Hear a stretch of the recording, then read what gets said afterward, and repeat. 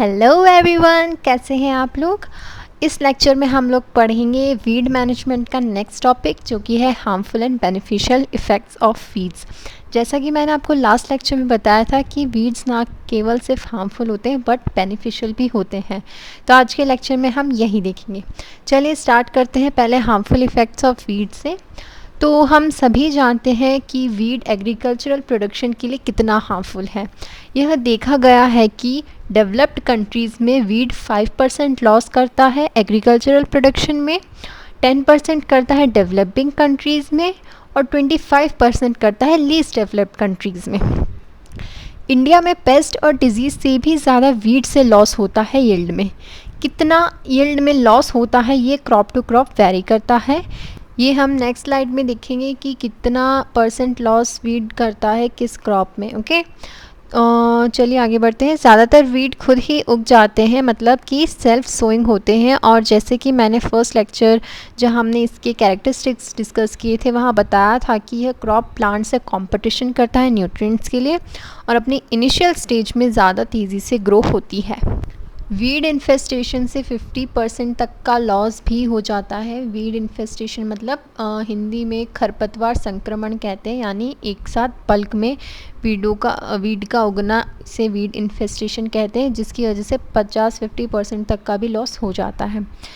चलिए अब देखते हैं किस क्रॉप में कितना परसेंट लॉस होता है वीड की वजह से। फर्स्ट है राइस, जिसमें 41.6% लॉस होता है, ग्राउंड नट में 33.8, वीट 16.0। सबसे ज़्यादा यहाँ देखिए कॉटन में होता है, दैट इज़ 72.5%। बाकी अनियन में 68.0, पी में 32.9, पोटैटो में 20.1 होता है। चलिए आगे बढ़ते हैं। नेक्स्ट है कि वीड जो कंपटीशन करता है, जो हमने कल भी डिस्कस किया था और अभी भी थोड़ी देर पहले डिस्कस किया था कि वीड compete करता है सॉइल के लिए, न्यूट्रिएंट्स के लिए, लाइट के लिए और स्पेस के लिए। ओके, और ये वीड जो होता है वो एज अ अल्टरनेट होस्ट भी सर्व करता है इंसेक्ट्स को। यह क्रॉप की एब्सेंस में पेस्ट और इंसेक्ट को फूड और शेल्टर प्रोवाइड करता है, जिससे नेक्स्ट सीज़न में वो लोग वापस आ जाते हैं। जैसे पोटैटो वीवल पोटैटो की एब्सेंस में एरवेंसिस नाम की वीड से अपना फूड लेती है और अपनी लाइफ साइकिल को पूरा करती है। इससे पोटैटो को काफ़ी हार्म होता है बिकॉज़ वो नेक्स्ट सीज़न में भी वो वापस उनको इंसेक्ट्स ख़राब करने आ जाते हैं और जिससे हमारी जो क्रॉप है वो यील्ड कम हो जाता है उसका। ठीक है, नेक्स्ट स्लाइड देखते हैं। इसमें लिखा है कि एज अ पॉइजनस एक्ट करते हैं। पॉइजन होता है कुछ वीड्स में, जैसे कि ब्रश वीड्स होते हैं, उससे अफ्रीकन स्लीपिंग हो जाता है और पॉलन ऑफ एम्ब्रियोसिस से हे फीवर या अस्थमा का भी प्रॉब्लम हो जाता है और उसको खाने से लाइफ स्टॉक में भी कई दिक्कत होती है।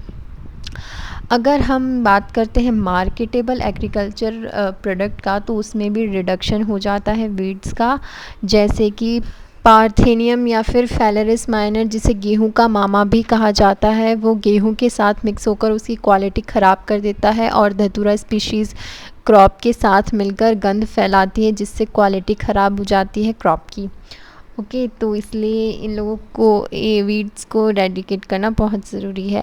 वीड्स की वजह से मशीन्स पर और ज़ोर पड़ता है, जिससे वे जल्दी ख़राब हो जाती हैं और वीड्स को हटाने के लिए ज़्यादा लेबर और केमिकल्स पर भी ज़्यादा खर्चा हो जाता है। ठीक है, इसलिए यहाँ पे भी ये लोग अपना हार्मफुल इफ़ेक्ट शो करते हैं इकोनॉमिक पॉइंट ऑफ व्यू से। ठीक है, क्योंकि जैसे खेत में उगाते हैं तो हम जैसे खेती करते हैं तो मशीन यूज़ करते हैं हमारी क्रॉप के लिए, बट वीड्स को भी एक्स्ट्रा एफर्ट के साथ हटाना पड़ता है।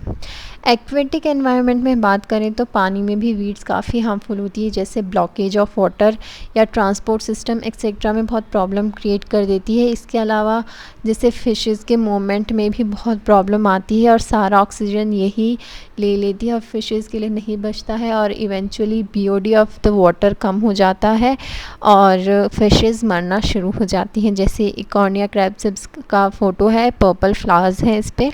चलिए अब बेनिफिशियल इफ़ेक्ट्स का बात करते हैं। जैसा कि मैंने लास्ट लेक्चर में आपको कहा था कि वीड्स बेनिफिशियल भी हो सकते हैं, हमेशा हार्मफुल नहीं होते। तो इस टॉपिक में हम यही डिस्कस करेंगे। जैसे सॉइल मॉइस्चर और सॉइल इरोजन को कंजर्व करने में वीड्स का बहुत बड़ा योगदान होता है। जो इनकी रूट्स होती हैं वो सॉइल को जकड़ कर रखती हैं और न्यूट्रिएंट्स को, जैसे कि नाइट्रोजन को, वो प्रिजर्व करती है, बिकॉज नाइट्रोजन बहुत ईजीली लीच्ड आउट हो जाता है। नेक्स्ट इसमें फूड एंड शेल्टर प्रोवाइड करती है नेचुरल एनिमीज़ को। जो पेस्ट के नेचुरल एनिमीज़ होते हैं, जो पेस्ट को खाते हैं, उनके एनिमीज़ को ये अपने पे पालती है। तो ये पॉइंट बहुत इंपॉर्टेंट है, बिकॉज ये बायोलॉजिकल कंट्रोल में हेल्प करता है। इकोलॉजिकली देखें हम तो ये काफ़ी बेनिफिशियल होते हैं हमारे लिए। ठीक है। नेक्स्ट है weed can also be valuable indicators of growing condition in a field. Water level या पीएच का भी काफ़ी अच्छा इंडिकेटर होते हैं। फॉर एग्जांपल रुमेक्स स्पीशीज़ जो होती है वो सिर्फ एसिडिक सॉइल में उगती है। तो जहाँ वो रुमेक्स स्पीशीज़ उगी होती है तो हमें पता चल जाता है कि ये सॉइल एसिडिक सॉइल है और इसका पीएच लेस देन 7 है। वैसे ही टेरेक्सिकम स्पीशीज़ जो होती है वो अल्कलाइन सॉइल में उगती है और हमें उससे ये पता चल जाता है कि वो कंडीशन है, वो बेसिक कंडीशन है। नेक्स्ट है कि इम्पॉर्टेंट सोर्स ऑफ फूड होती है। जैसे एग्जांपल बर्ड्स इसको बहुत खाती हैं वीड्स को, और जो फार्म लैंड में बर्ड्स का डिक्लेशन हो रहा है उसकी वजह से वीड्स काफ़ी बढ़ती जा रही हैं। तो ये भी हमें चेक करना चाहिए कि हम लोग बर्ड्स को ना हार्म करें, क्योंकि इकोलॉजी उससे डिस्टर्ब हो सकती है। आज के लिए इतना ही। आई होप आपको समझ आया। Thank you so much.